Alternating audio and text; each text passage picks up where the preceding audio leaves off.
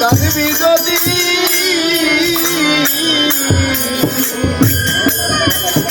গৌর বলে কাঁদবি যদি নাম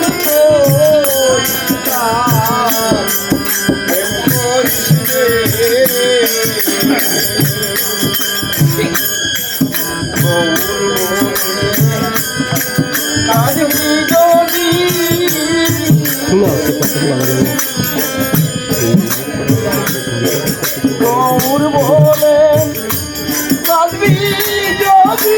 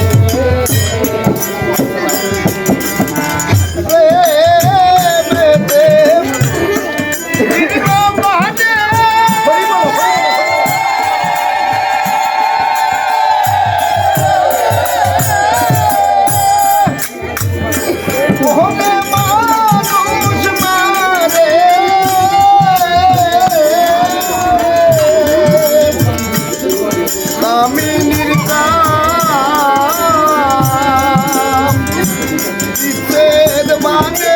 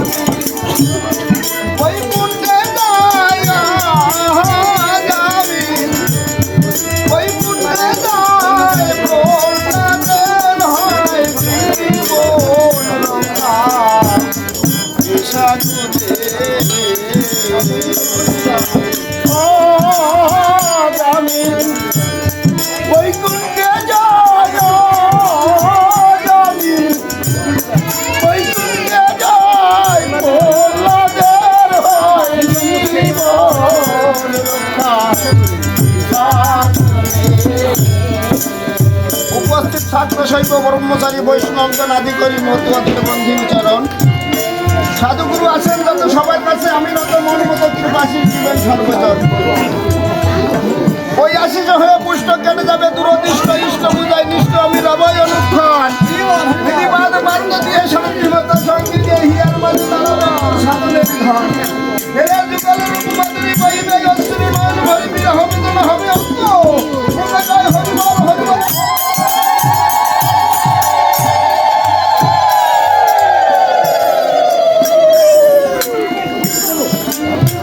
উপস্থিত আজকের হরি আসরে হরিভক্তবৃন্দ এবং ভক্তিমতী শক্তিমতী মায়েরা সর্বচরণে আমার শতকোটি প্রণাম।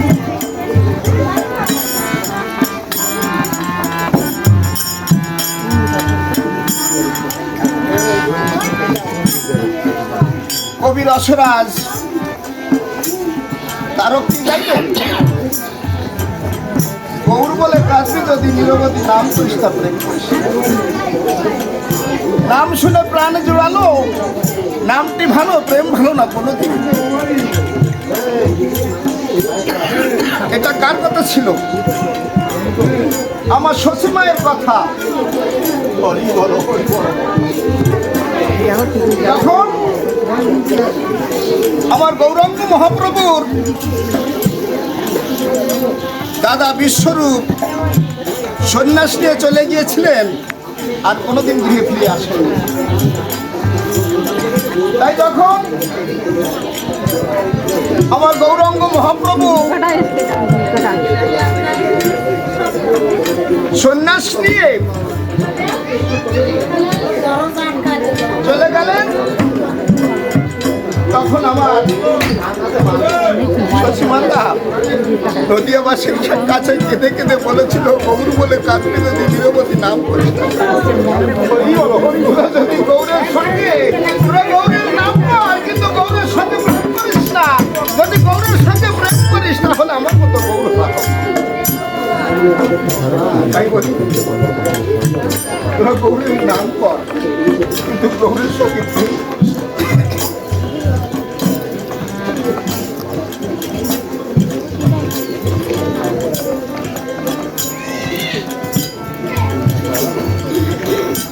প্রত্যেকটা পদ যদি ব্যাখ্যা করতে যাই অনেক সময় লাগে। আমি একটা পদ ব্যাখ্যা করার চেষ্টা করছি, ভুল ত্রুটি হলে আপনারা আমাকে সন্তান হিসাবে ক্ষমা করবেন। আমার কবিরসন আজ আবার কি গাইলেন, যে সুধান্য তত্ত্ব দইলে কৃষ্ণ বলে শিবের গলে মুন্ড কানে, অজামিল বৈকুণ্ঠে যায় প্রহ্লাদের হয় জীবন রক্ষা বিশালী। আমরা মতুয়ারা বৈষ্ণবরা নাম করি, কিন্তু সব নামের অর্থ তো আমরা বুঝি না। তারও পশ্চিমী যে পদ করে গেছেন, আমার মতো মূঢ়মতি ব্যাখ্যা করা সম্ভব না। তবু আপনারা ঠাকুরের ভক্ত, আপনারা যদি কৃপা করেন তাহলে হয়তো এই অধমের মুখ দিয়ে ঠাকুরের কিছু কথা শোনাতে সক্ষম হব। যে সুধান্য তত্ত্ব তৈলে কৃষ্ণ বলে শিবের গলে মুন্ড গানে। ওমা, আমরা কি জানি যে সুধান্যকে কেন তত্ত্ব তৈলে নিক্ষেপ করা হলো, এবং শিবের গলের যে 108টা হাড়ের মালা আছে, সেই 108টা হাড়ের মালার ভিতরে একটা কাটা মুন্ডু আছে। এখনো কিন্তু বাঁশ কাটা বানায় না, শিবের গলে এখন রুদ্রাক্ষের মালা দেয়। উচিত যে 108টা হাড়ের মালার পরে একটা কাটা মুন্ডু। কেন কেন শিবের গলে কাটা মুন্ডু ছিল? আমরা অনেকে জানি, অনেকে জানি না। তো যারা না জানি তাদের জানানোর জন্য আমি চেষ্টা করছি।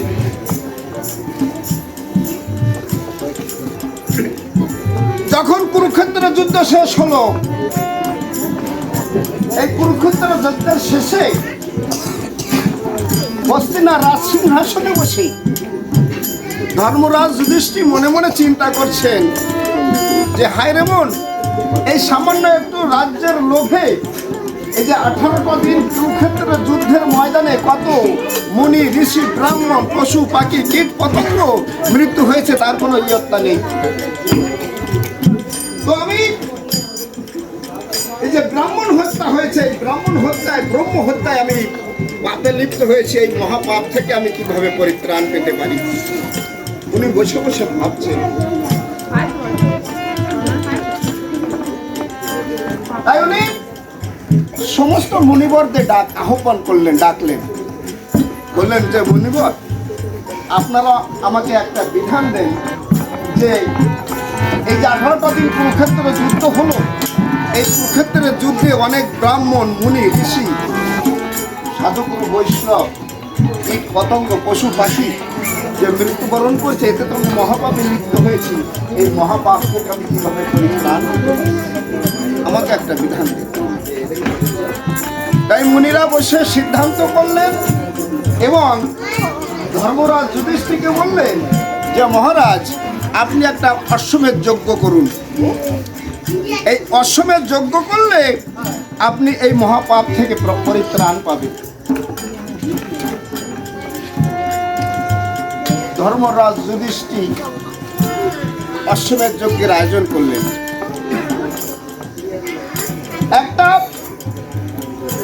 যজ্ঞের জন্য একটা অশ্ব নির্ধারণ করলো এবং তার ভালে জয় পতাকায় লিখে দিল যে এই অশ্বকে যে বন্ধন করবে, এই অশ্বকে মুক্ত করার পরে স্বয়ং শ্রীকৃষ্ণ অর্জুন যুদ্ধ করতে যাবে। জয় পতাকা লিখে অশ্বকে ছেড়ে দিল। অশ্ব পরিভ্রমণ করছে চতুর্দিক পরিভ্রমণ করছে। যে রাজ্যে যায় ওই ভালে জয় পতাকায় ওই লিখা থেকে কেউ কিন্তু সাহস করে বন্ধন করে না। যে এই কিছুদিন গত হয়ে গেল যে বিশ্ববিখ্যাত বীর অর্জুন এবং তার রথের সারথি স্বয়ং শ্রীকৃষ্ণ, এই অশ্বকে যদি বন্ধন করা হয় তাহলে অর্জুন এবং শ্রীকৃষ্ণের সঙ্গে যুদ্ধ হবে। আমরা বিনা কারণে কেন এই প্রাণনাশ করব? কেউ ভয়ে কিন্তু অশ্বকে বন্ধন করলো না। যখন বন্ধন না করলো, অশ্ব পরিভ্রমণ করতে করতে বংশধর রাজা রাজ্যমা চাচ্ছে না, একটা পাও দেবা না, ওই পিছনে সাথী জমতি দিয়ে না, যে সুদা দিচ্ছি এরপরে আর ওই না, যাও ভুলাই গেছে সব। হরি বল।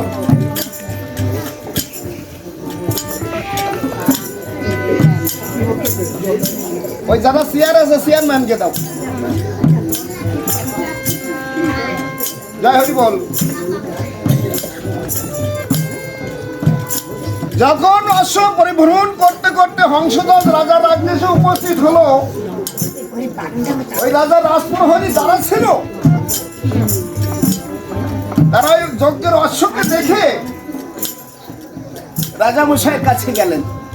বলছে, রাজামশাই, আমাদের রাজ্যে একটা যজ্ঞের অশ্ব এসেছে, আমরা কি বন্ধন করব?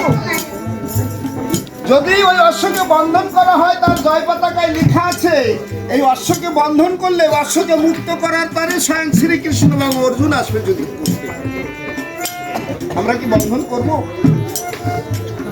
রাজামশাই বলল, যাও এক্ষুনি কি অশ্বকে বন্ধন করো। রাজপ্রহরীরা বললেন যে, রাজামশাই, আপনার কি মাথা খারাপ হয়েছে?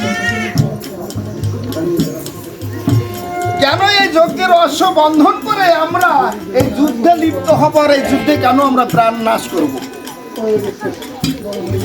কেন? তখন রাজামশাই গর্জন দিয়ে উঠলেন, ওরে মূর্খ, আমি তোদের আদেশ করছি এক্ষুনি এই অশ্বকে বন্ধন কর। বন্ধন করছি কেন জানিস? কেন? বছরে মূর্খের দল, তোরা কি জানিস এই পৃথিবীতে কেউ কোনোদিন চিরদিন বেঁচে থাকে না, বেঁচে থাকা সম্ভব না। আমি তোরা সবাই এই পৃথিবী ছেড়ে চলে যাব। তাই যদি যুদ্ধের ময়দানে আমাদের প্রাণ নাশ হয়, স্বয়ং অর্জুন এবং কৃষ্ণের সঙ্গে যুদ্ধ করতে গিয়ে যদি আমরা মৃত্যুবরণ করি, ওরে তোরা কি জানিস নর আর নারায়ণ দর্শন করে আমরা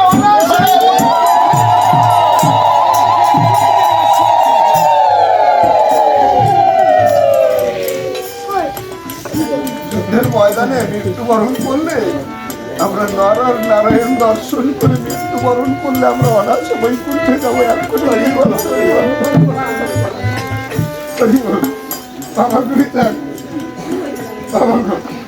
তুমি কৃপা করো।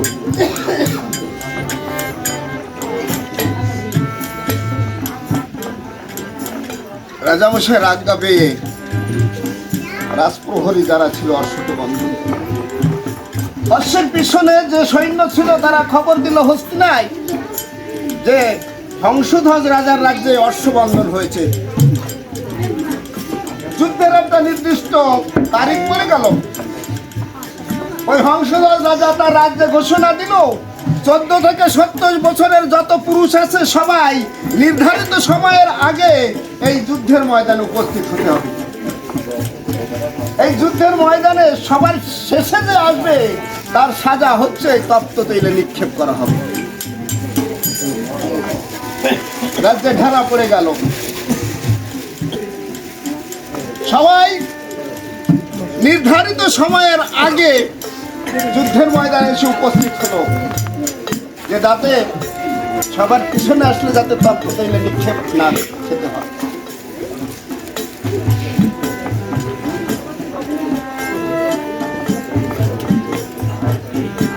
ওই হংসধ্বজ রাজার একটা মাত্র পুত্র, নাম তার সুধন্যা।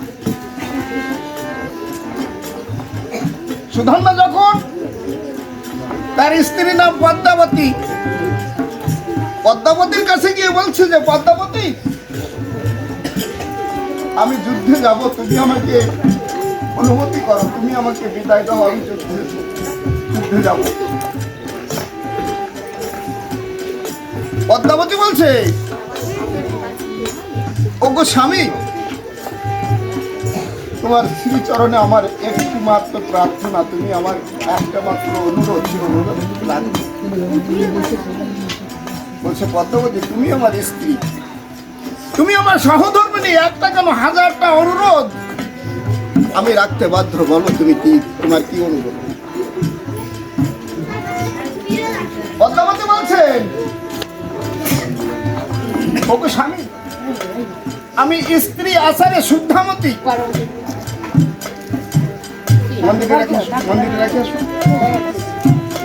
আমি স্ত্রী আচারে শুদ্ধামতী, আমি ঋতুমতী হয়েছি।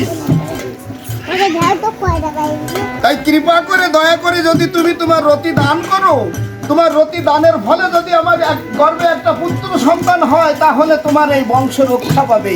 আমি জানি তুমি যদি যুদ্ধে গিয়ে ফিরে নাও আসো, তাহলে তোমার এই পৌরগত সন্তান তোমার এই বংশ।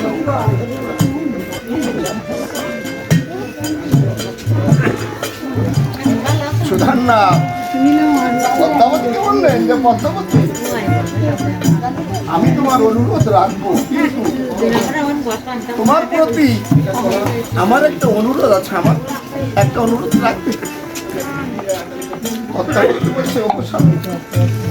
আমি তোমার সহধর্মিনী, একটা কেন হাজারটা অনুরোধ আমি রাখতে বাধ্য। বলো তোমার কি অনুরোধ? বলছে পদ্মাবতী, আমি যখন যুদ্ধের ময়দানে যাব, তুমি বলো আমাকে, তুমি গঙ্গা জল, তিলক, চন্দন দিয়ে আমার সর্ব অঙ্গে কৃষ্ণ নাম লিখে দিতে পারবে না?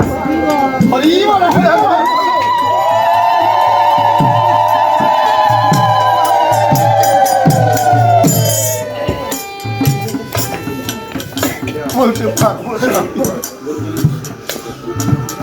আমি গঙ্গা জল নয়নের জল দিয়ে, চন্দন তিলক দিয়ে আমি তোমাকে যুদ্ধের সাজে সাজিয়ে দেবো। আমি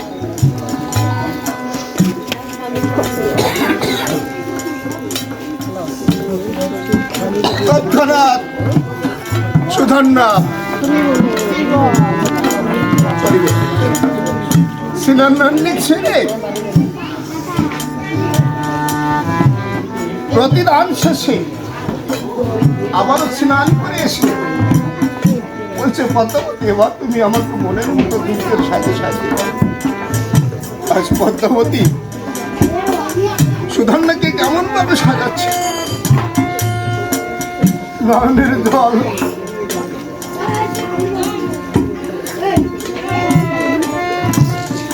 চন্দন আর তিলক দিয়ে আজ স্বামীকে যুদ্ধের সাথে সাজাচ্ছে। সর্বঙ্গে কৃষ্ণ নাম লিখতে আর চোখের তলে সুধন্যার মুখপানে অপলক নেত্রে তাকিয়ে আছে, আর মনে মনে বলতে হয়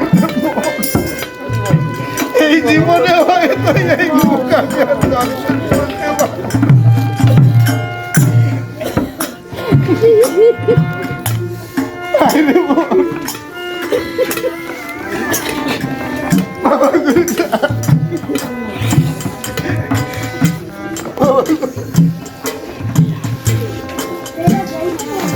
হয়তো এই জীবনে আমি এই শ্রীমুখ আর দর্শন করতে পারবো না।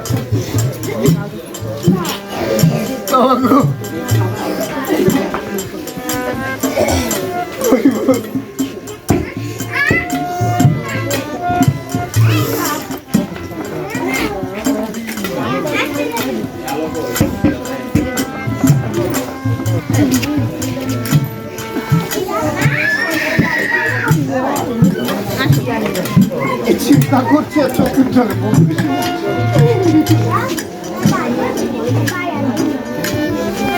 এমন ভাবে সর্ব অঙ্গে কৃষ্ণ নাম লিখে যুদ্ধের সাথে সাজিয়ে দিল। পদ্মাবতী পদ্মাবতী সুধান্নাকে বলছে, ওকে স্বামী তুমি একটিবার উঠে দাঁড়াও, তুমি একটিবার উঠে দাঁড়াও।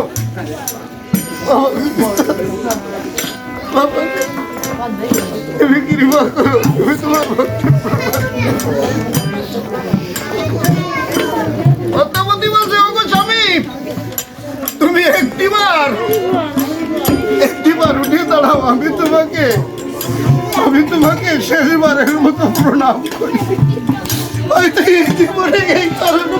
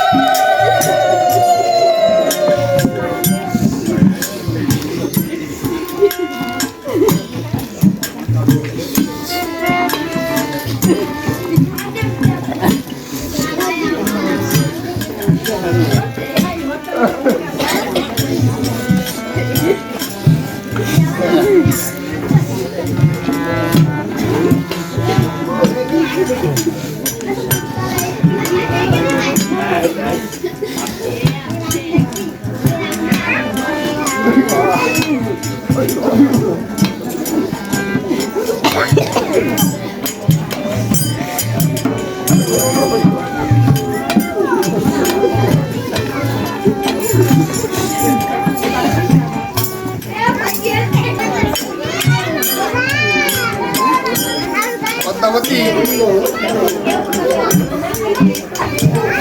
ধন্যকে প্রণাম করে বলছে, ওকে স্বামী এবার তুমি যুদ্ধে যাও। পদ্মাবতী বলছে, কৃষ্ণ করুণা সিন্ধু দিনে বন্ধু জগৎপতে গোপে সাগর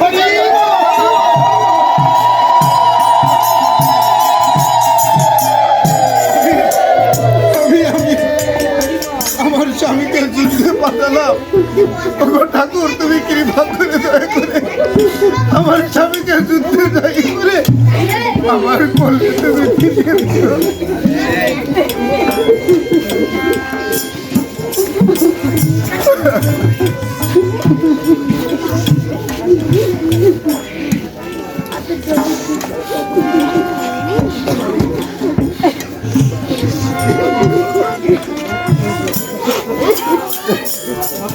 পদ্মাবতীর কাছ থেকে বিদায় নিয়ে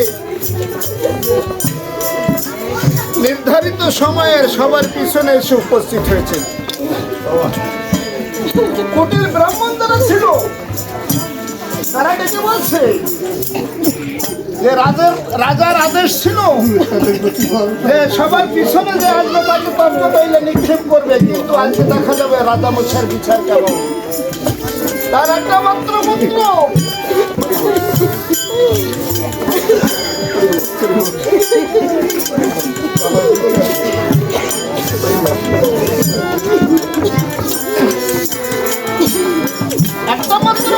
সুধান্না, সে তো সবার পিছনে এসেছে ডাক্তার রাজামশাই কেমন বিচার করে। যখন ওই শব্দ কর্ণগোচর হলো রাজামশাই ডেকে বলছে সুধান্নাকে, যে সুধান্না তুমি কি জানো এই যুদ্ধের ময়দানে আসার একটা নির্ধারিত সময় ছিল? বলছে হ্যাঁ রাজামশাই। বলছে তা তুমি কি জানো এই যে নির্ধারিত সময়ের পিছনে যে আসবে তার সাজা কি? বলছে হ্যাঁ জানি। বলো তার কি সাজা? বলছে নির্ধারিত সময়ের পিছনে যে আসবে তাকে এই তপ্ত তৈলে নিক্ষেপ করা হবে।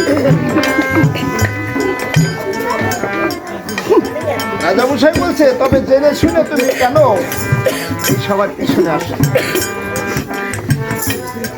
বলছে রাজামশাই মহারাজ, আমি যখন যুদ্ধে আসার জন্য আমার স্ত্রীর কাছে গেলাম, বিদায় চাইতে আমার স্ত্রী বলল, ওগো স্বামী, আমি স্ত্রী আসারে শুদ্ধামতি হয়েছি, ঋতুমতি হয়েছি, তাই তোমার রতি আমাকে দান করো।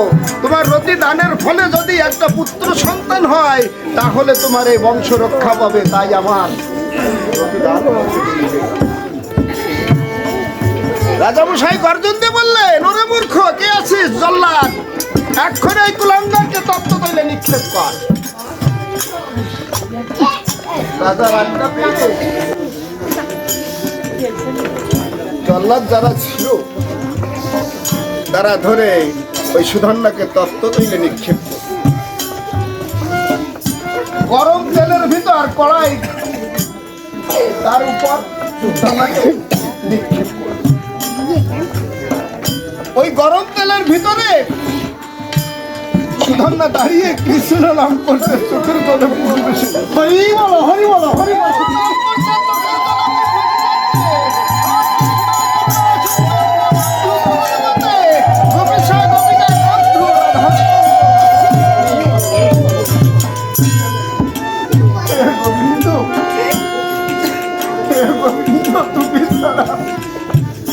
আমার রক্ষা করে গোবিন্দ, তুমি আমাকে রক্ষা।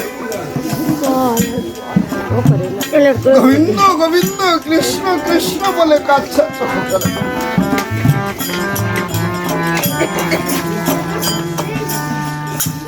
ব্রাহ্মণ যারা ছিল তারা বলছে, তেলে জাল হয়নি। তেলে যদি জাল হতো তাহলে অমনি ভাবে দাঁড়ানো সম্ভব না। এই তেলে জাল দাও। তেলে জাল দিচ্ছে, তেলের উপর দিয়ে ধুমা উড়ে যাচ্ছে, কিন্তু আমার সুধন্যা কৃষ্ণ নাম করছে। আমার কৃষ্ণ নামের এমন নায়িকা শক্তি যে একটা লোক স্পর্শ করতে পারলো না। আমার সুধন্যা দাঁড়িয়ে আছে তেলের উপর। রাজামশাই বলছে, ওতে ওর মৃত্যু হবে না, ওকে নিয়ে আসো। ওকে পাগলা হস্তির পদ তাহলে পৃষ্ঠ করে দাও। তেলের কড়া থেকে সুধন্যাকে তোলা হলো। সুধন্যাকে গলা ধাক্কা দিয়ে মৃত্তিকায় ফেলে দেওয়া হলো। সুধন্যা মৃত্তিকায় পড়ে কৃষ্ণ নাম করছে, চোখের জলে পঙ্গু ভেসে যাচ্ছে। এদিকে পাগলা হস্তি তীর বেগে ছুটে আসছে, এসে দেখে ভূমিতে পড়ে আছে আমার কৃষ্ণ ভক্ত, আমার হরি ভক্ত, সর্বঙ্গে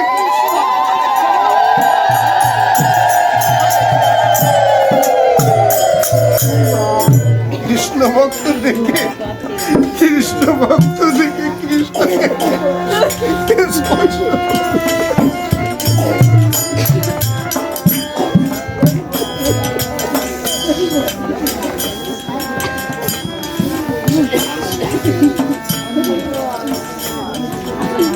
বনের পশু, বনের পশু হয়ে কৃষ্ণ ভক্ত চিনল, হরিভক্ত হয়ে চিনল। ওই পাগলা হস্তি আর সুধন্যাকে স্পর্শ করলো না। সুর দিয়ে মাথায় দিলে নৃত্য করতে, নৃত্য করি।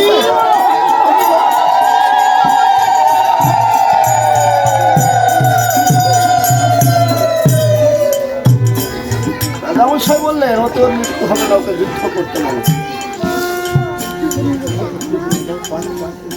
সুধন্যা অর্জুনের সঙ্গে যুদ্ধ করতে, প্রাণপণে যুদ্ধ করছে। যুদ্ধ করতে করতে এক পর্যায়ে পরাজিত প্রায়। অর্জুন ডেকে বলছে, ওগো শাখা, এই যে একটা ছোট্ট বালক আমার সঙ্গে যুদ্ধ করছে, আমি তো পরাজিত প্রায়, আমি তোর সঙ্গে যুদ্ধ করতে, আমি যুদ্ধ করে উঠতে পারছি না, এখন আমি কি করব? কৃষ্ণ বললেন, অর্জুন, তুমি তোমার ব্রহ্ম অস্ত্র দিয়ে ওই সুধন্যার মস্তক ছেদন করো। প্রভুর আজ্ঞা পেয়ে অর্জুন তার ব্রহ্ম অস্ত্র দিয়ে সুধন্বর মস্তক ছেদন করল। যখন ব্রহ্মাস্ত্র দিয়ে সুধন্বর মস্তক ছেদন করে দিল, ওই কাটামুন্ড ভূমিতে পড়ে কৃষ্ণ নাম করছে, কৃষ্ণ নাম।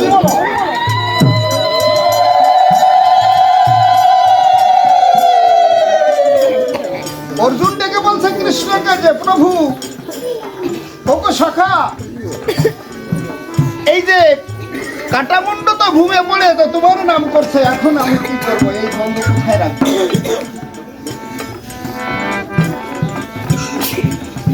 কৃষ্ণ বলছে গরুকে ডাকো। এ হলো ভক্তের মুন্ড একমাত্র প্রাকৃত্যে রাখা ছাড়া এই পৃথিবীতে আর কোথাও জায়গা নেই। গরুরকে বলো এই সুধন্যার কাটা মস্তক ওই প্রাকৃত্যে রেখে আসো। গরুর সুধন্যার মস্তক নিয়ে ওই প্রাকৃত্যে রাখার উদ্দেশ্যে ছুটল। এদিকে কৈলাসে ভোলা পঞ্চানন নন্দীকে ডেকে বলছে, নন্দী তুমি যাও ওই সুধন্যার মস্তক এনে আমাকে দাও। আমার এই যে গলে 108টা হাড়ের মালা আছে, 108টা হাড়ের মালার ভিতরে আমি ওই কাটামুন্ড স্থাপন করে আমি রাত দিন আমি কৃষ্ণ নাম ছিল ভোলা পঞ্চাননের আদেশ পেয়ে নন্দী ছুটে গেল মস্তক আনার জন্যে। দুইজনের সঙ্গে পথে দেখা। নন্দী মস্তক নেবে আর গরুর দেবে না, দুইজনের ভিতর যুদ্ধ চলছে, তুমুল যুদ্ধ চলছে। এক পর্যায়ে গরুর পেরে উঠছে না নন্দীর সঙ্গে। গরুর চিন্তা করছে যে একটা সামান্য কাটা মুন্ড নিয়ে কেন আমি এই যুদ্ধে লিপ্ত হচ্ছি, কেন আমি যুদ্ধ করছি। তাই প্রাকৃতিকের উদ্দেশ্যে এই কাটা মুন্ড এমনি ভাবে বাকশট মেরে ফেলে দিল। নন্দী আর ধরতে পারলো না। তখন ভোলা পঞ্চানন মহাকাল রূপ ধারণ করে বাম হস্ত বাড়িয়ে ওই মুন্ড ধরে নিয়ে তার 108টা হাড়ের মালার ভিতরে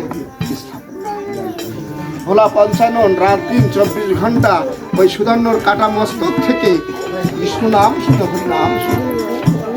তাই আমার কবি রসরাজ কি গাইলেন,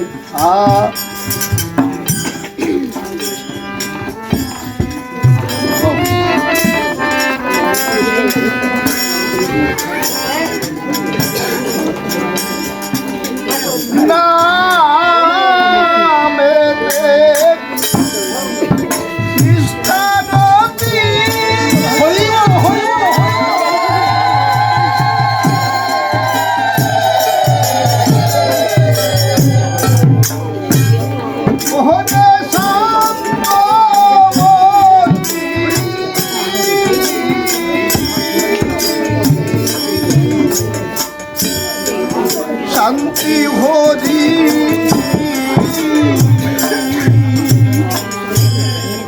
নাম শ্রবণে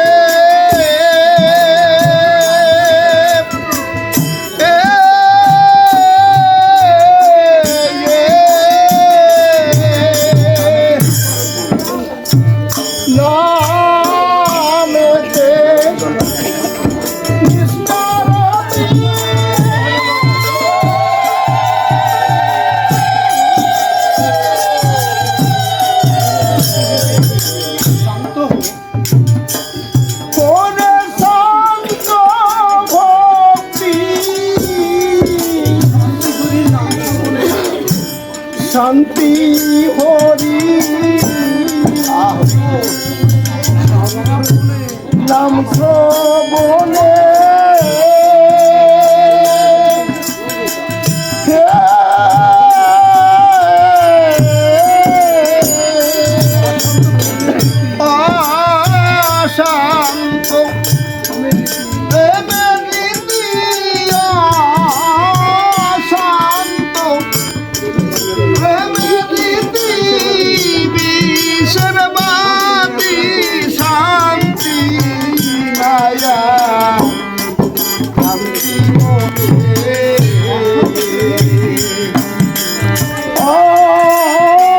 শান্ত প্রেমে দ্বিতীয়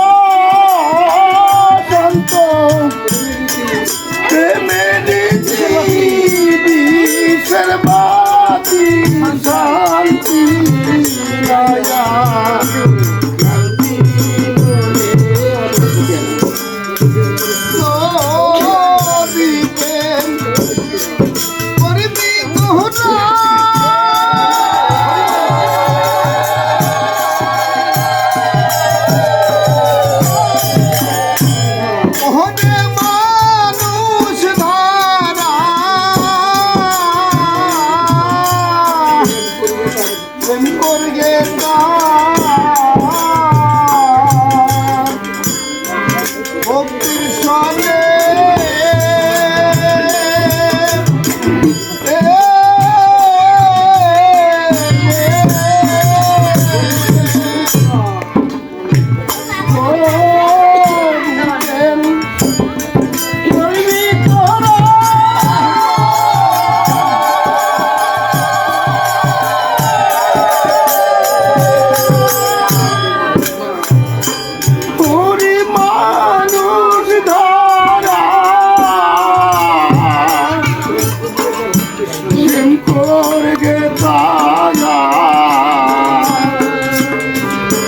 ভক্তির সঙ্গে